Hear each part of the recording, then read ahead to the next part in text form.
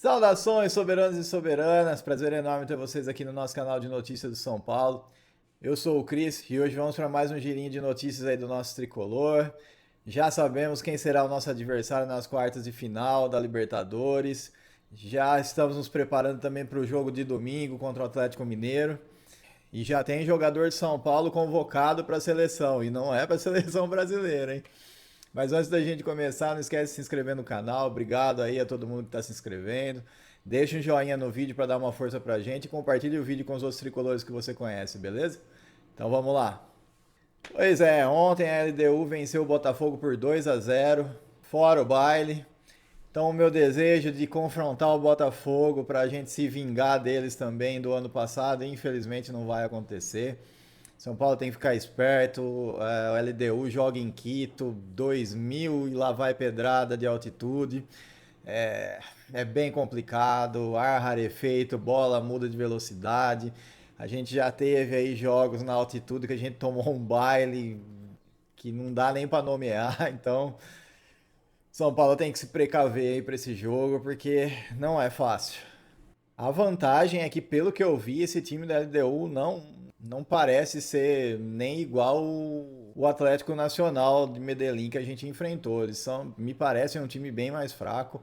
Só que esse negócio da altitude impacta demais, né? Os médicos falam aí cerca de 30 a 40% a menos de performance física e esportiva. Então, a diferença é grande, é quase cair pela metade o que os jogadores estão acostumados a render. Então, a gente tem que ficar esperto no primeiro jogo lá, que é lá em Quito, ou o jogo de volta é no Morumbis, né? E aí a coisa muda de figura.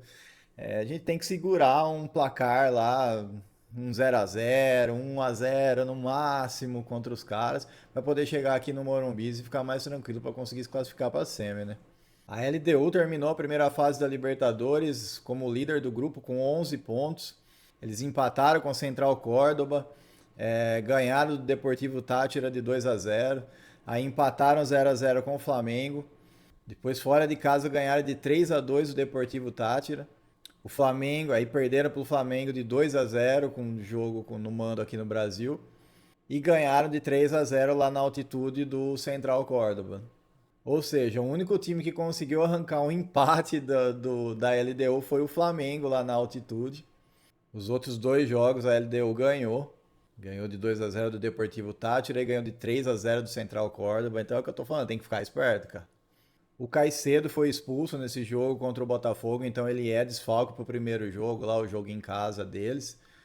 E da última vez que a gente enfrentou a LDU foi na Sul-Americana em 2023, que era o Zubeldia o técnico, e a gente se deu bem. A gente perdeu por 2-1 lá em Quito e ganhou por 1-0 no Morumbis. E o jogo foi para os pênaltis e a gente ganhou de 5-4 nos pênaltis. Enfim, não vai ser um adversário fácil, a altitude é complicada, mas o São Paulo tem que se virar aí, tem que passar de todo jeito para a semi, cara. E o pessoal do blog do São Paulo, eles deram uma exclusiva hoje que o TecFoot, né, que foi implementado faz pouco tempo ali no futebol profissional de São Paulo, vai ter uma reunião hoje com toda a comissão técnica, o pessoal da diretoria, para já avaliar como é que serão feitos os preparativos para esse jogo da altitude. Eles estão inclusive dizendo que talvez utilizem técnicas que nunca foram utilizadas no futebol para amenizar essa perda de competitividade, né, na altitude. Não quiseram entrar em detalhes, não entraram em detalhes do que será feito, mas vamos torcer aí para o São Paulo conseguir, é o que eu falei, conseguir amenizar isso, sair de lá com um empate, velho, é meio caminho andado para classificação aqui no Brasil. Vamos torcer para dar tudo certo, né? E uma ótima notícia que saiu hoje também é que a Live Nation, que é a empresa responsável pelos shows, né, que acontecem no Morumbis, a gente falou ontem que a semifinal, se o Palmeiras não se classificasse e o São Paulo fizesse o segundo jogo em casa, tem um show lá, acho que é do Imagine Dragons, alguma coisa assim, e aí não teria, o jogo não seria no Morumbi. Pois a Live Nation falou que vai conseguir montar o show sem tirar a semifinal do Morumbis. Então, caso o Palmeiras não passe das quartas e o São Paulo passe, que aí todos os jogos do São Paulo decidem em casa, menos a final, que é em campo neutro. Então, o jogo de volta vai ser no Morumbi, sim. A Live Nation falou que vai dar um jeito e vai conseguir montar. para o show, mesmo que seja uma capacidade parcial do Morumbis, que eles deixem de vender uma parte dos ingressos para poder já deixar meio que pré-montado algumas coisas lá do palco. Então podem ficar tranquilos que o jogo de volta da semi, caso o São Paulo passe nas quartas da LDU e o Palmeiras não passe do River, vai acontecer no Morumbis mesmo. Então agora a gente só precisa passar a LDU e torcer pro Palmeiras se fuder contra o River, né? E o Caleri deu uma entrevista, né, esses dias e ele falou sobre a Libertadores, sobre o desejo dele de jogar uma final da Libertadores.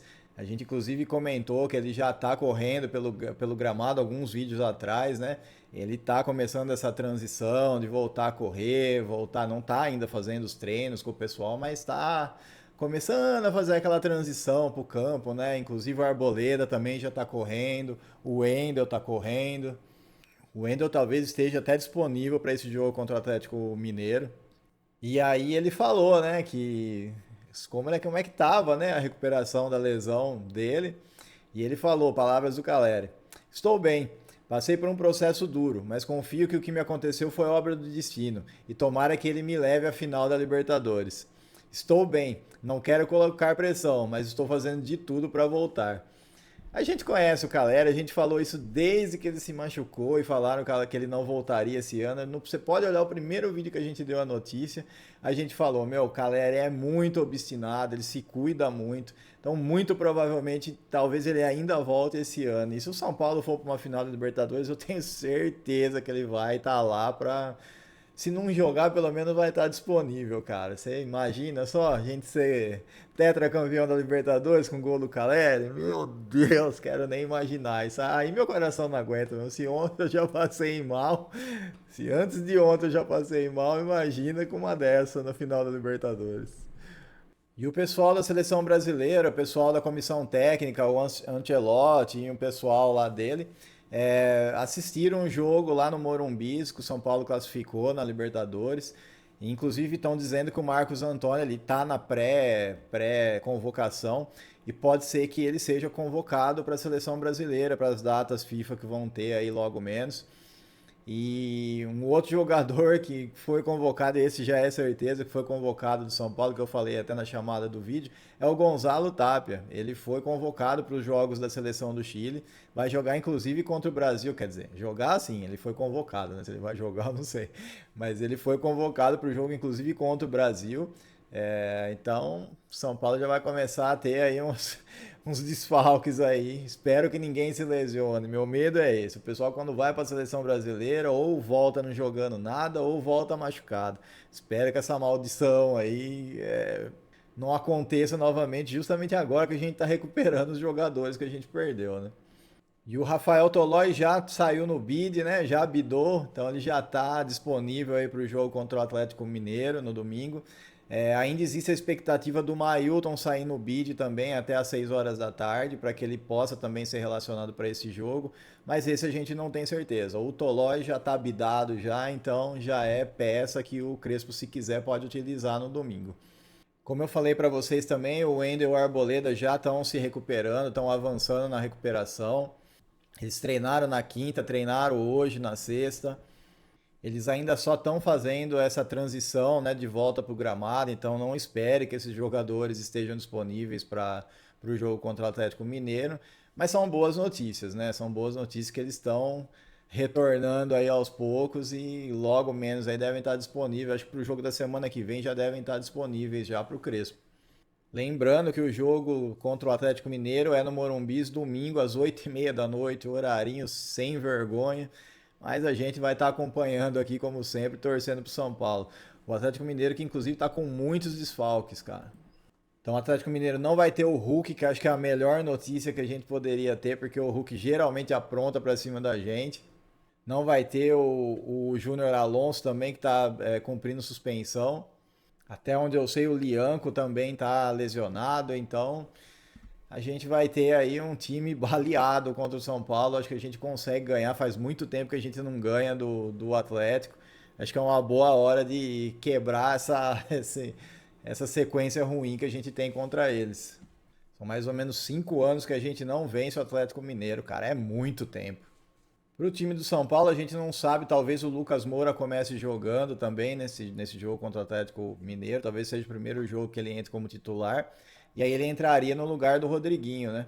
Vamos ver quem que o Crespo vai colocar aí para jogar, se o Lucas já está pronto para começar jogando. Já dá para a gente ter uma boa ideia aí de como que vai ser a evolução do Lucas. E o Anthony, para a gente terminar hoje, talvez o Anthony seja transferido para o Fenerbahçe. O Manchester United está pedindo cerca de 45 milhões de euros, cara. Quase 300 milhões de reais aí. E numa dessas, se isso acontecer, o São Paulo tem direito a 10 milhões de reais. Então, assim, já ganha uma grana boa aí com um jogador que faz tempo que não é nosso, né? O Anthony que foi muito bem lá no Betis, né? Tava emprestado.